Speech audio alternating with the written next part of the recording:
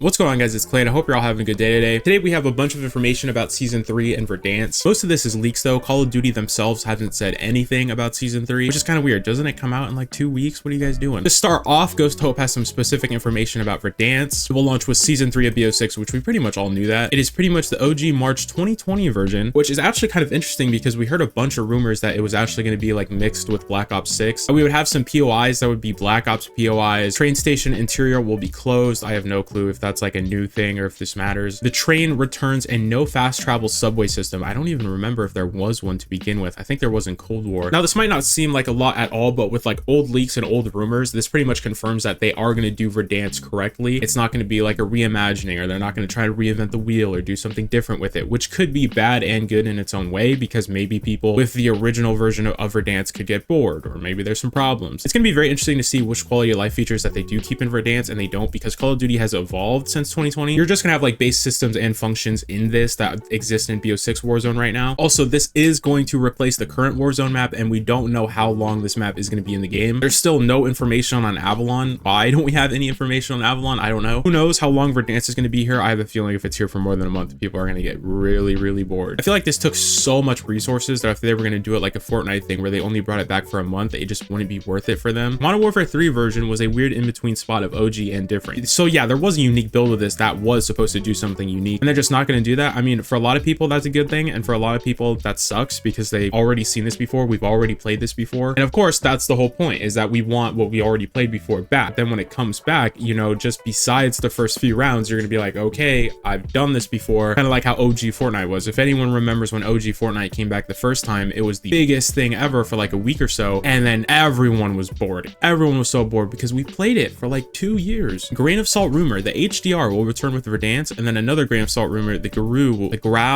I don't know how to say this, will return with Verdansk. So there's two things that I think about this. One, this kind of sucks because in a Black Ops game, we're just gonna get a whole season that's gonna be 2019 worth of content. This is just gonna be like, hey, you're gonna get a Modern Warfare season in your Black Ops game, because you damn well know that if these guns are coming back, these are pretty much gonna be the only guns that come back this season. We already have 2. There's probably gonna be 1 more gun, and then they're gonna throw like 50 melee weapons. You know how Treyarch does this. We've been through this 100 times. Pretty sure there's another rumor that there's actually going to be a map that comes back that's also from 2019. Season 3 is pretty much just going to be a Modern Warfare season in the middle of our Black Ops game. But on the bright side of this, if you're a Warzone player, I actually think this is very good for Warzone, because then you get that true feeling. Because coming back to Verdansk and then getting like an OG loadout, being able to use these weapons. I know we have Modern Warfare 2 and Modern Warfare 3 weapons currently in Warzone, but since they're like older and it's been like 2 years, nobody really pays attention to them that much. People are going to pay attention to these and just be like, oh yeah, go unlock this, and then go unlock the HDR, which the HDR coming back, I'm fine with any sniper rifle coming back. It's just better for the community and Warzone players that are going to come back, be able to unlock these weapons, be able to feel the Warzone itself. This is actually pretty good for Warzone, because imagine if Fortnite brought back Fortnite OG, but it had like the Chapter 5 loot pool. It would just be a complete mess and people would hate it, and it's like not the same thing, because the guns matter a lot. But what would make this effort absolutely useless is if they just weren't good. Imagine if the HDR just wasn't good. If this gun isn't meta and isn't part of the feeling of Verdansk, nobody's going to care about it, and it's just useless. This gun has to be meta. It has to be good. It has to be viable. Otherwise, it's just going to get thrown away, and then people are going to use whatever the current Warzone meta is, the SOG, the PP. They're just going to use that. Your new players are going to come in, look at videos of what's good, and it's just going to be the meta. It would help new players if they go search up, oh, what is the new meta? And it's actually this weapon, and it's the OG Verdansk feel. That would help them, I don't know, like feel better with their experience of the OG Verdansk versus, oh, what's the meta? And then it's like all Black Ops 6 guns. So there's two sides to this. I'm a multiplayer guy. I mean, HDR, new sniper rifle, I'll take that any day. It still sucks. I still want my Locust, Treyarch. Where the fuck is the Locust? If we don't get a Locust by Black Ops 7,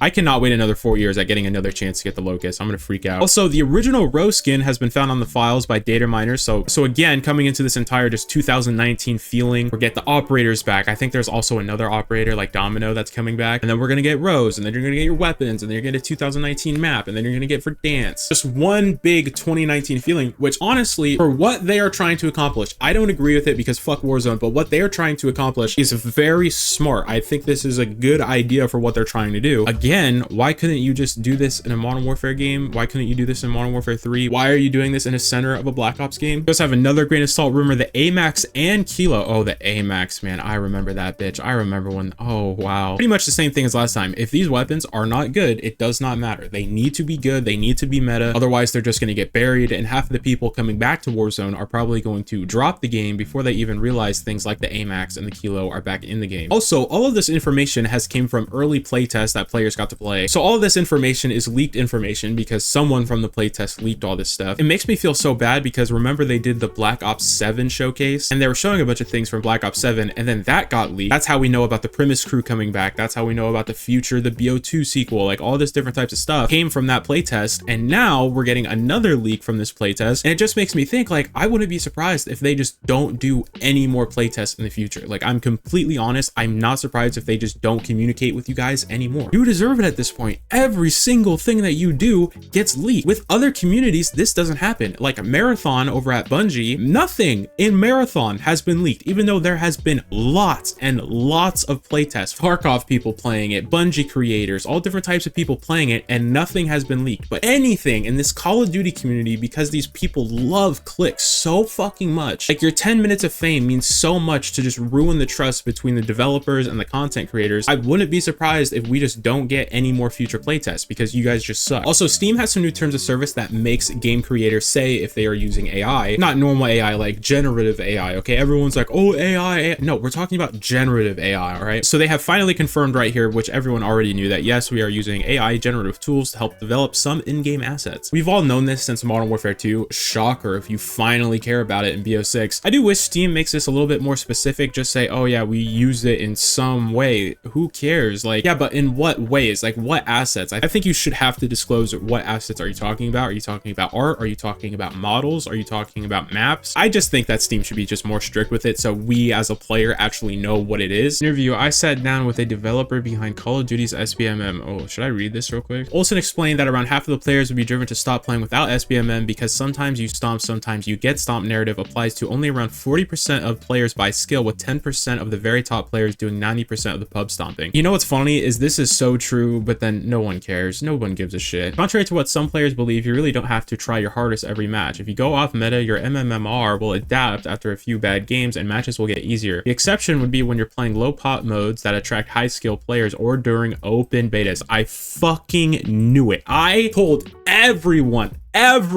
that open betas are just naturally harder, that it tightens up a lot. For example, you probably shouldn't expect a game mode like Domination, a game mode that traditionally attracts high skill players, to get much easier. Speaking of conspiracy theories, Olsen also pointed out that COD skill-based matchmaking gets mistaken for engagement-based matchmaking, but it's really just because the MMR is highly responsive and volatile. I have said this forever, and finally we're getting some type of information about this. It is so obvious that engagement optimized matchmaking just didn't exist in the game, and everyone that said it did, it was it's so stupid. Like, it's just something that Call of Duty grifters say to like just hate Call of Duty, but you can hate Call of Duty for so many reasons, but just hating on it for dumb shit makes you look like a dumbass. It was so obvious that engagement optimized matchmaking wasn't a thing. It was just your skill rating reacting to bad and good games. But you know, Call of Duty grifters don't care. Just don't let Lame Truth see this, all right? But yeah, that's pretty much it in terms of Call of Duty news. So yeah, what are your thoughts about the Call of Duty news? It seems like they're really going all in for this. I'll be back with the Elden Ring playthrough tomorrow. I know it's been a while. I'll get to it. And yeah, what do you guys think about Verdansk coming back? So yeah, I hope you guys all have a great day, and I'll see you in the next one.